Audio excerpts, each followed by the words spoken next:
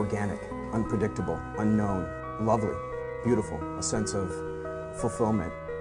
This is part of the pleasures of life and not the chores of life.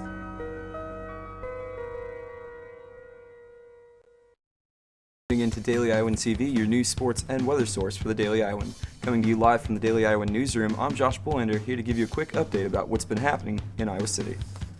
Republican presidential candidate Tim Pawlenty stopped in Coralville Monday morning.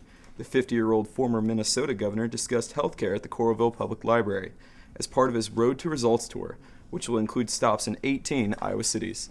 Pawlenty will end his tour in Des Moines on Friday.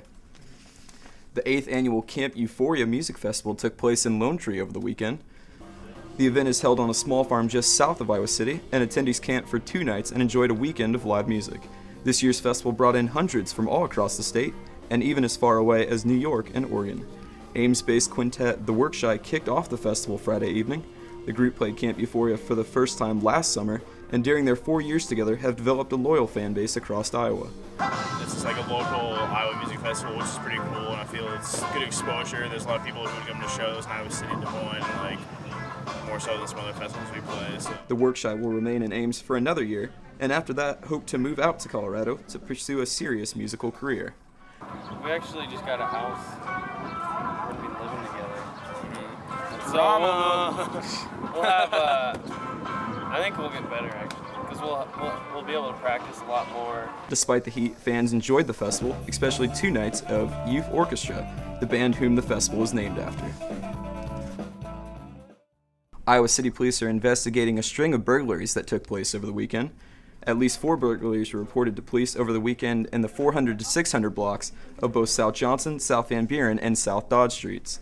During one attempt, the intruders tried to force open a door before being scared off by one of the residents, and in a separate incident, a resident saw a man crawling out of a broken window in a house.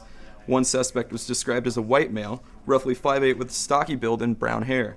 The other suspect was described as a black male, also 5'8", and also stocky. The Iowa City Crime Stoppers is offering a $1,000 reward for the information leading to an arrest of the suspects. A newly released study by the Hospital for Special Surgery in New York further emphasizes the importance for vitamin D in athletes. University of Iowa sports medicine athletic trainer Matt Doyle spoke to Daily Iowan TV about the matter. Typically what the studies are doing is looking at injury rates or the types of injuries that athletes are experiencing in their different populations, and then they're looking at their blood levels, measuring the amount of vitamin D that's present in the body. There's markers that can kind of give you an idea of how much you're either obtaining through diet and sun exposure. The study measured vitamin D levels in 89 New York Giant football players and found that vitamin D levels were 20% lower for those players who sustained injuries during the season as compared to those who didn't.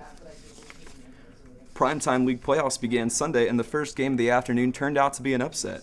Hawkeye senior to be Matt Gatens and sophomore to be Melson Basabi led their team to a 104-91 victory. Gatens scored 18 points and contributed 7 assists, while Basabi had 17 points and 10 rebounds. They will face the number 1 seed Tuesday night. Sophomore to be Zach McCabe scored 28 points in the second game, helping his team advance to the semifinals in a 93-91 win. Semifinal games will be played on Tuesday night at 6 and 7:30 in North Liberty at the North Liberty Community Center.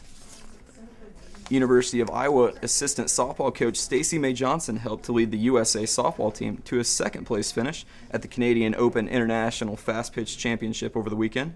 The former Hawkeye had a .395 batting average throughout the 13-game tournament and helped the U.S. to finish 10-3.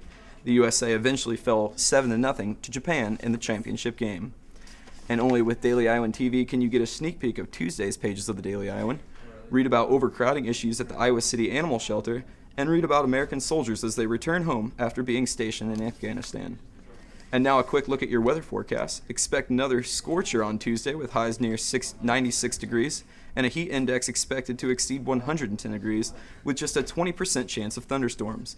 Tuesday night will remain clear and temperatures should dip down to around 76 degrees. And Mother Nature isn't letting up as we look to the rest of the week. Expect temperatures in the 90s with the possibility of rain as we get to the weekend. That's your latest update from Daily Iowan TV. Be sure to check us out at the same time tomorrow or anytime online at dailyiowan.com. For Daily Iowan TV, I'm Josh Bolander. Thank you and have a great day.